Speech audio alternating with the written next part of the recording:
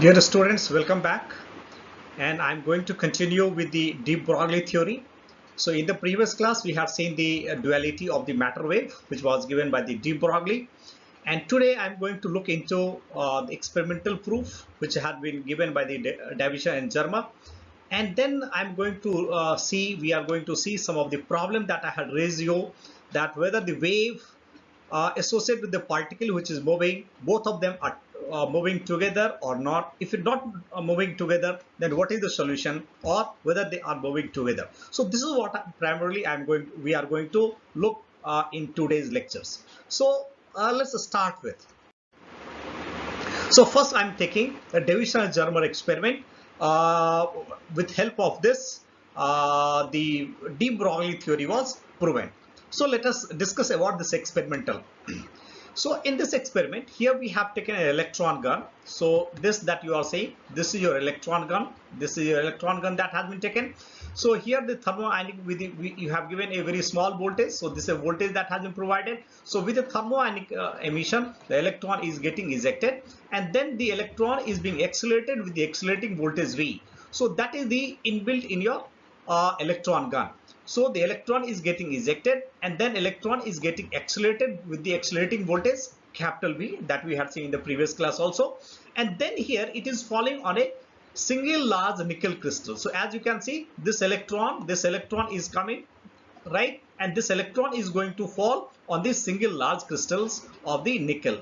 Now these are your layers, right? Which we also call the crystal lattice. So these are your crystal lattice, and this is your distance between the two planes of the crystal, right? And this two distance we are calling as D. So this distance between any two consecutive planes we'll calling as D. Anyway, that will look into in detail. So what we are going to do is, here the electron is coming and striking to this crystal, and therefore the electron will be coming to the different layers of this, right? Because a very highly accelerated electron. So let us suppose it has come to the first layer. From there it has got scattered, right? Then it has gone to the second layer. From there it has got scattered. It has gone to the third layer. From there it has got scattered, and the scattered beam is coming, and they are meeting with the detectors. So what is happening? The beams, the electron is coming on the different layers of this, and from each layer they are getting scattered, right? From each layer they are getting scattered, and the scattered beam is meeting to the detector, right? So here you have got the detector, and let us suppose this is coming at any angle phi. So here this detector will be moving in this arc. So in this arc, this detector will be moving. So wherever this scatter beam will be coming, it will be measured. So here let us suppose, as we have shown in the figure, the scatter beam has met at the angle of phi, right? So what I'm saying, the electron is coming, right? And then it is getting scattered at the angle of phi. At what angle it is coming? So this is your glancing angle. So this is your glancing angle theta. So you have the two type of the angle. One is your called the angle with your normal. So let us suppose this is your normal. If I'm going to measure this angle with respect to normal this, then this is called your incident angle. So this is your called theta incident angle. But if you are going to measure with this surface, then this will call your glancing angle. And let us suppose this is again theta, or you can say anything. So that is your glancing angle. So this is your normal angle, and this is your glancing angle. So angle here, the theta that has been taken is your glancing angle theta. So this is your incident angle, right? The glancing angle theta, and therefore this is your reflected angle, glancing angle theta. So what I'm saying, the beam, that is electron, is getting incident at a glancing angle theta, and it is getting reflected at a scattered at the angle of the phi, where it has got detected with your detector, right? So this is your this was the experiment that was performed by Davisson and Germer, and this is what I have written over here. And then again I'm going to do the outcome of this experiment. So electron from the hot tungsten filament are accelerated between the filament and the target plate through the potential difference of V volts. So that is your accelerating voltage that I have already explained you. This is here, right? The collimated beam of the electron is made to incident normally on a nickel crystal. So to make it collimation, so here you can see a very small thickness has been taken. So very collimated beam is coming and it is striking to this crystal.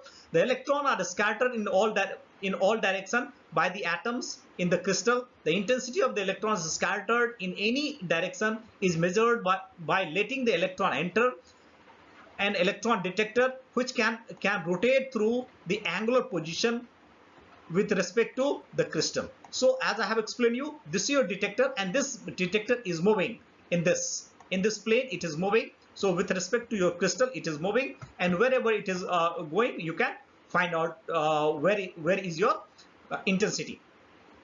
Davison and Germer measured the intensity of the scattered electron as a function of a scattering angle phi. So this is the angle phi that he has measured. So this angle phi was measured.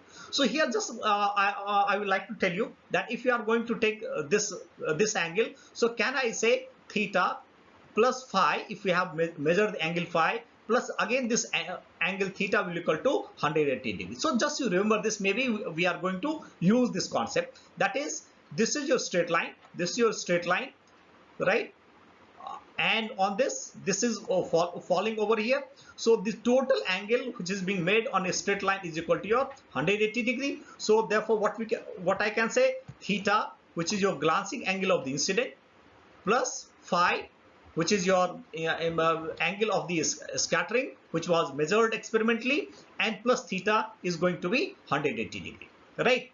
So in this way, if I'm going to measure what was experimentally, if I'm going to measure what is the angle of the phi, then I can find out at what angle it has got incident, right, with the surface, that is glancing angle. So I can calculate what is the glancing angle of incidence on this surface. So this is what we have to do in the experimental outcome.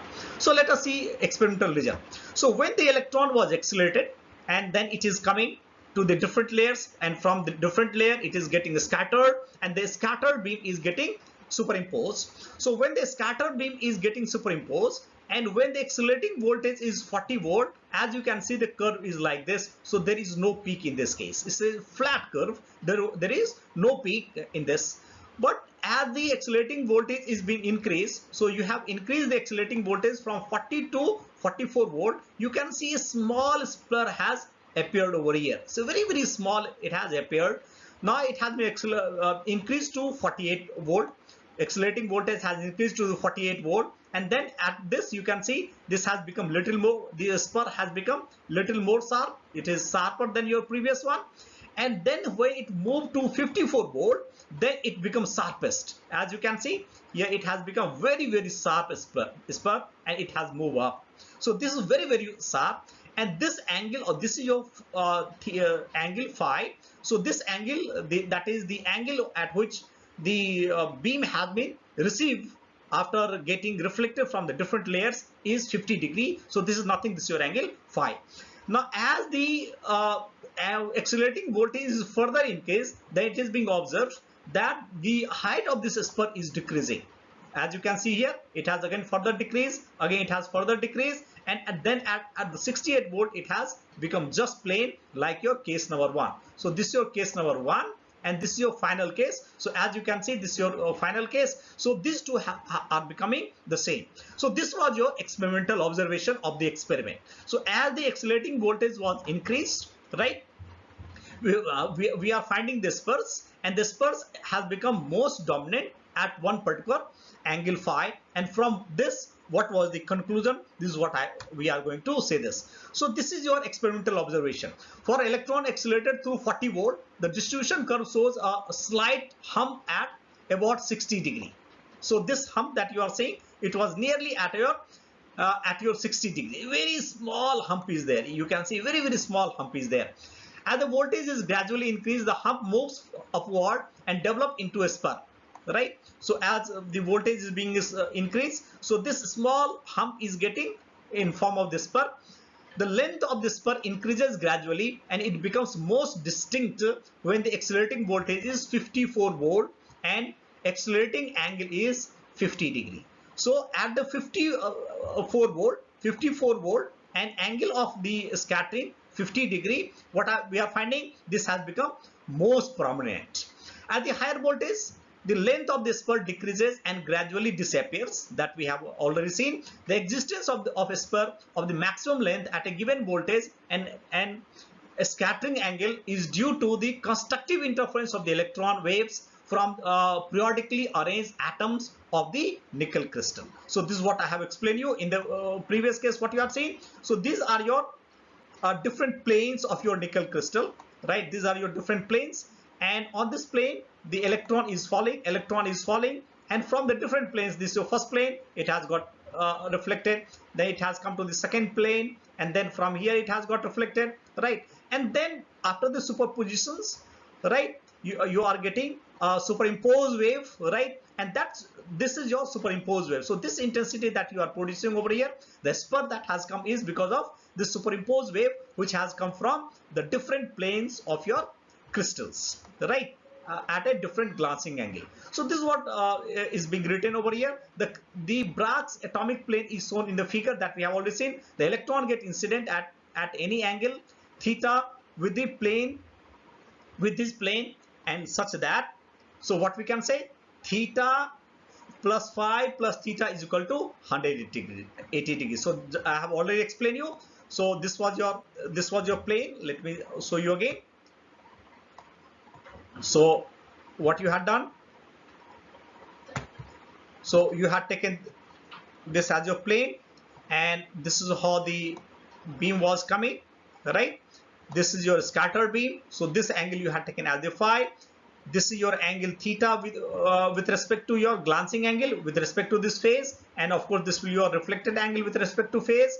So if this angle we are calling as the theta, this angle of course will be the theta, right? And this is your scattered angle, this is your phi. So naturally this theta plus phi plus theta is equal to 180 degrees. So from here what we can do, we can find out what is this angle of theta, and this is what we are going to do, because we have already measured the angle phi is equal to 50 degrees, right? So let us see. So this is what I have written over here, and I have calculated the angle of the theta is coming to be equal to 65 degrees. So this is your angle, this is your angle which you are getting 65 degree. All right. So this angle is your 65 degree. This is your angle of incidence with this is your glancing angle, right? It is not with respect to the normal, it is with respect to the surface, and this is your 65 degree. Okay. So this was your experimental observation. Now, what is the result? If the de Broglie wavelength lambda associated with the electron satisfy the Bragg's condition 2d sin theta equal to n lambda. So what the Bragg had said? Bragg had said that if you have a plane, right, crystallographic planes like this, and any X-ray is coming over here. So X-ray is a radiation. X-ray is radiation, and from this plane it is getting scattered and it is coming over here. Then again it is coming to the next plane, and from there again it is getting reflected, and these beams are going to meet in a certain phase, and then they are going to make a superimposed beam, right? And the condition for the superimposed beam will equal to 2d sin theta equal to n lambda, where d is the distance between this. So this is called your Bragg's law. This is called your Bragg's law, and this is in case of the X-ray. Now why we are taking this? Because we know X-ray is a radiation. X-ray is a radiation, so X-ray is a wave. Now here what we are assuming, that this is not your X-ray, this is your electron. Electron is falling. So does the electron producing the wave? This is what we are going to check. So if the electron is producing the wave, so it will also behave just like your X-ray. So as the X-ray was coming and getting reflected from the different planes, and it was producing you the superimposed beam, then if the electron has produced the wave, then this should also get reflected from the different planes, and it should follow the Bragg's law. So this is what we are going to check, whether the wave which has been created by the electron follow the Bragg's law or it does not follow the Bragg's law. If it is going to follow the Bragg's law, then what we can say, electron which is a particle and that particle is moving, then it is going to create a wave, because Bragg's law is for your wave, right? X-ray is nothing, X-ray is a wave, right? So this is what I am writing over here. If the de Broglie wavelength lambda associated with the electron satisfy the Bragg's condition 2d sin theta equal to and lambda, then the scattered electron waves will interfere constructively and produce diffraction maxima. So as the diffraction maxima has been produced over here by the X-ray, the same diffraction maxima should be produced by the electron if at all it is going to create you a wave. All right, so let us check this. So what do you do? Let's substitute all the value in this Bragg's equation for the first order. If you are going to do for the first order, then what will be the value of n? N will be equal to 1 for the first order. Then you substitute what is the value of d, right? That d is nothing, that is your crystal plane, the distance between the two crystal, any two consecutive crystals. So that is your d, which is known in case of the crystal, and nickel crystal, which is your 0.91 angstrom. So 0.91 into 10 power minus 10 meter, right? And angle theta we have already calculated in the previous slide, because angle of the scattering was this angle of the scattering as for the experiment was 50 degree. So this angle we have calculated as equal to 65 degree. So as you have already seen. So therefore I am going to substitute this value. So lambda equal to how much? 2, d equal to 0.91, right, angstrom. So into 10 power minus 10 you can put there, and sine 65 degree. If you are going to calculate this, then you are going to get the value of the lambda equal to 1.65 angstrom. So what we are saying, if the electron is behaving like a wave, then in this case experimentally its wavelength is being measured as 1.65 angstrom. Experimentally what we are finding is wavelength is coming out to be equal to 1.65 angstrom. Now let us check whether the de Broglie had calculated same wavelength or he has calculated the different wavelength. What we have seen, we have already calculated the de Broglie wavelength for electron. So the de Broglie wavelength for the electron was equal to how much? 12.26 upon under root V, where V is your accelerating voltage. So here the accelerating voltage is your 54 volt. So at the 54 volt you have got the maximum spur, and for that 54 volt your angle of scattering was your 50 degree. So this is the accelerating voltage that we have substituted here. So in the formula we have lambda equal to 12.26 upon under root V. So V is equal to how much? 54 volt angstrom. So this was your unit. So if I am going to substitute this value of 54 volt, and if I am going to do the calculation, I am getting 1.67 angstrom. Theoretically, you are getting from the Bragg's law, you are getting 1.67 angstrom, and practically you have got 1.65 angstrom, and these two values are in very close agreement, and therefore what we can say, the de Broglie wave is going to satisfy the experimentally observed result. So it does mean matter wave is a reality, because you have checked experimentally that these two waves are matching. That is a theoretical wave, whatever theoretically you have calculated, and whatever experimentally you have found, these two are matching, and therefore it is a reality. So if it is a reality, then what we require? We require that it should have all the characteristics like of your radiation wave. So does it give you all the characteristics of the radiation wave, or it has something different, right? So that we require to check it slightly. So let us see whatever is the velocity and all those things. First I am taking the velocity of the de Broglie wave, right? Since de Broglie wave is associated with a moving particle, therefore it is imperative to know that if both the particle and wave associated with them travel with the same velocity or with the different velocity. What I mean by this, I am saying that let us suppose here we have a particle, and if the particle is moving with a velocity v, let us suppose this particle is moving with the velocity v.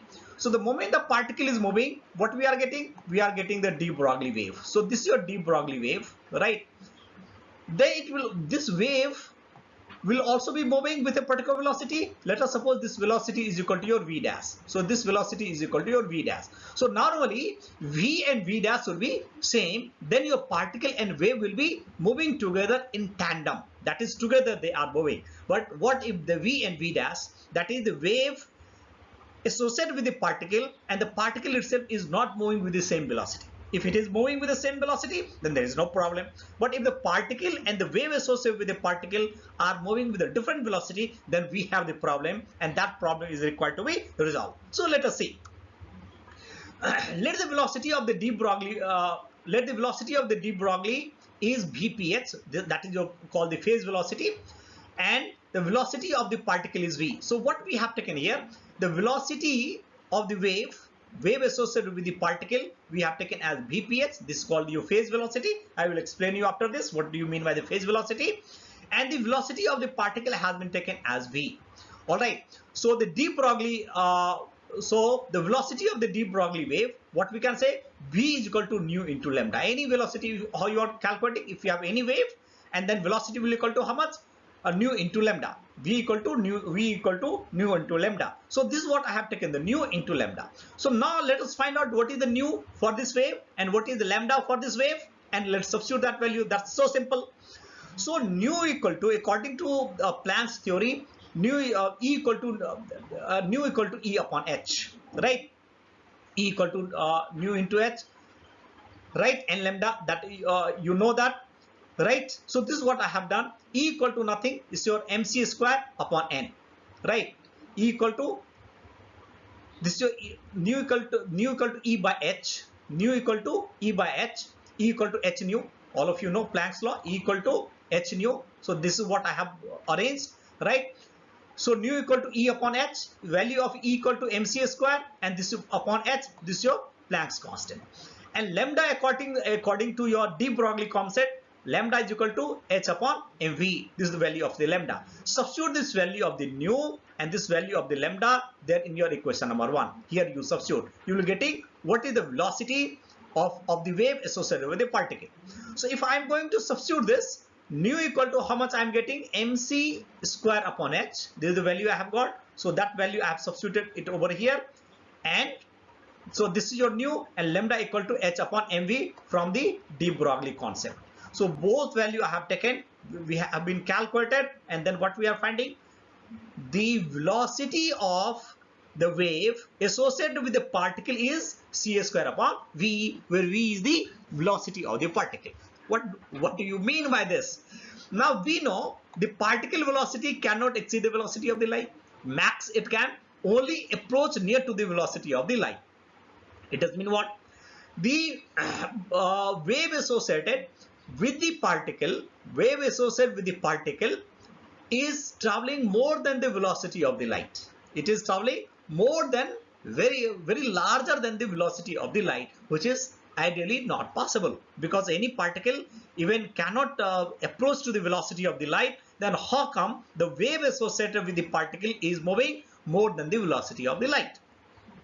It does mean both the particle and wave associated with the particle are not moving in the tandem, in the together, right? So particle is somewhere else and wave associated with them is somewhere else. So what you can say, let us suppose here is the particle. So particle is moving with the velocity v, and then the wave associated with this is somewhere here. So the wave associated with this, the particle is much ahead than the particle itself. Then ideally it does not looks to be correct, right? So this was a real problem, and this required to be resolved. All right. So let us see. I'm not going in the mathematical detail how this was resolved. This is a fully mathematical thing, the resolution of this. But bit I am showing you how this problem was. This problem was resolved by taking the concept of phase velocity and group velocity. Right. Here I have written the conclusion. This is whatever I have told you. This is what I have written. So now I am proceeding. The resolution of that problem was taken with the concept of group velocity and phase velocity. So let's try to understand what is the group velocity and what is the phase velocity. Let us suppose here we have a particle, and the particle is moving with the velocity v. So moment any particle is moving with the velocity, it will not have one wave associated with this. It will have the n number of the wave associated with them, right? It will have n number of the wave which is associated with them, and they are moving randomly in all the directions. The individual velocity of this wave is called your phase velocity. So in the last that we had calculated, this is your phase velocity. So what we are saying, we have the many n number of the waves which are moving in the different directions, right, which is associated with the particle, right?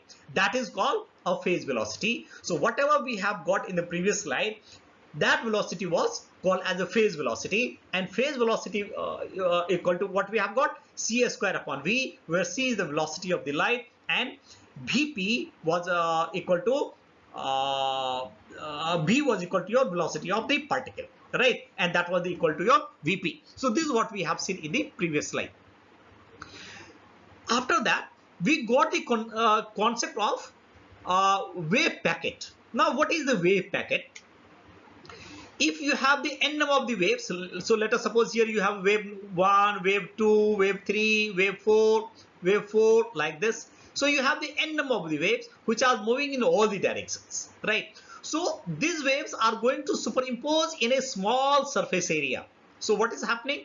So let us suppose we have n number of the wave. This is your one wave, this is your second wave, right? This is your third wave, this is your fourth wave, because as you have seen, it is moving in the random direction. So all these waves in a very small area are going to superimpose and they are going to produce a resultant wave. So what is happening? All of them are going to superimpose and they are going to produce a resultant wave, something like this. Like this, a resultant wave will be produced. After this, its phase will be, so up to here, from here to here, they are in the phase, and then it is going to out of the phase. For a very small duration of the time, it is going to be out of the phase, and then again it is going to resume. Again it is going to resume. So again it is going to move like this. So again it is going to resume.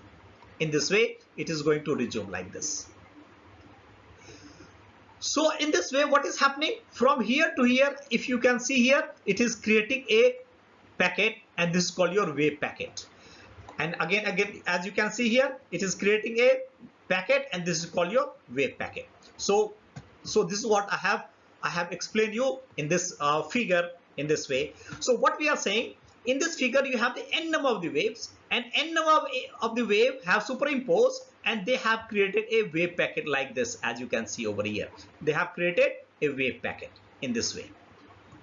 So what is happening? Slowly, as you can see, its amplitude is increasing. Its amplitude has become maximum, and then again it has become minimum.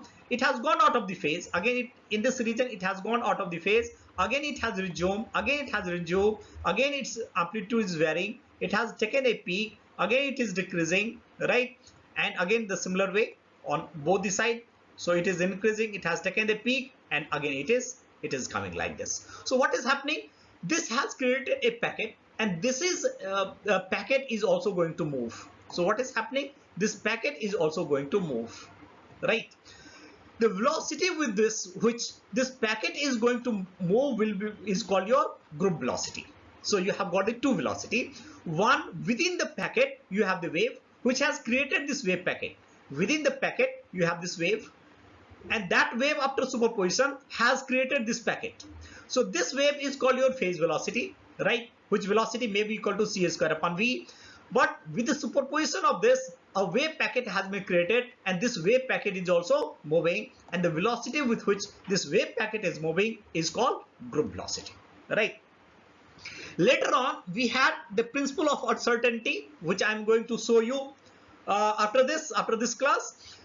From the principle of uncertainty, we came to know the particle will be somewhere within this wave packet, right? Where in this wave packet, that's not known, and that is your uncertainty. So what you say, the particle will be somewhere within this wave packet. It may be here, it may be at the center, it may be here, so it may be at any position, but where it is exactly in this, that is not known. But what can we say? That within this wave packet, the particle is there, and that probability is 100%. And because of the existence of that particle itself, this wave packet has been created, and this wave packet is moving, and the velocity with which this wave packet is moving, that velocity was called group velocity.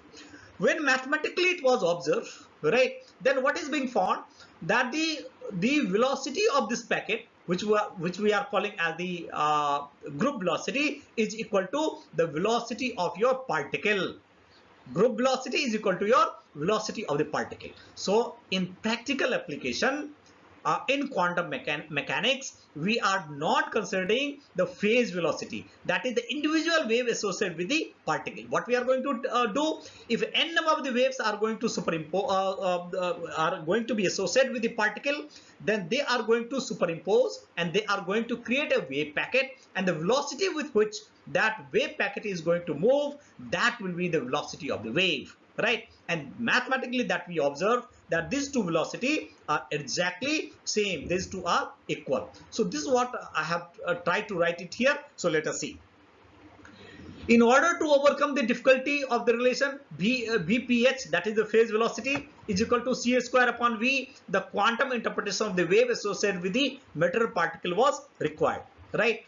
In quantum mechanics, a particle is described by a wave packet as shown in the figure. So I have already explained you, which represents and symbolizes the particle and move with the with group velocity like a classical particle, right? So here this wave packet is also moving, right? And it is just like moving like a classical particle. All right. So then what is the phase velocity and group velocity? The velocity with which the wave packet, right, that is group of waves, right, associated with the moving particle travels is called the group velocity. All right. Whereas the velocity with which the individual waves comprising the wave packet is travel is called your phase velocity, right? So this I have explained you in the detail, and the group velocity is given by Vg is equal to d omega upon dk. What is omega? Omega is the angular velocity of your wave packet. The angular velocity of this wave packet, this is your omega. So this is your virtually this is your delta omega. This is your delta omega, right? And again you have the k, and that k will be equal to your delta k. Delta k. If you are going to take for the n number of the particles, then this delta will become, if n is going to tend for infinity, so then this will become your d omega. So delta omega will become your d omega, and delta k will become your dk. So anyway, the group velocity we are saying is equal to your delta omega upon delta k, where omega is your angular velocity of your wave packet, not the angular velocity of the individual wave, not the angular velocity of your individual wave. It is the angular velocity of your wave packet, right? So the delta omega upon delta k will give you the group velocity. When mathematically it has been found, then we found that the group velocity is equal to your velocity of the particle, and in this way we have resolved the previous problem. So this is what I wanted to show you over in this lecture, right? And I hope it must have given you some interest in this. And now taking this further, we'll be taking up in the next class the uncertainty principle, where again we'll see how within this wave packet only we can have the particle somewhere, and based upon that only you can further move ahead in your quantum mechanics. Thank you very much.